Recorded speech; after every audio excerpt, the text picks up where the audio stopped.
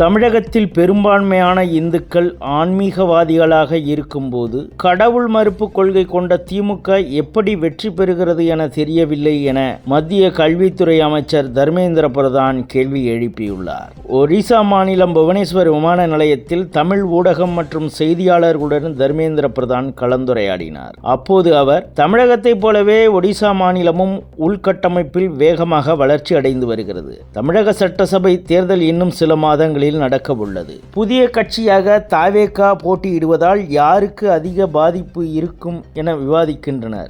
எங்களுக்கு கிடைத்திருக்கும் உறுதியாக தகவல் படி திமுகவுக்கு தான் தாவேகாவால் அதிக பாதிப்பு இருக்கும். தமிழக சட்டசபை தேர்தலுக்கு பின் தேசிய ஜனநாயக கூட்டணி ஆட்சி அமையும். அதற்கான அரசியல் சூழல் உருவாகியுள்ளது.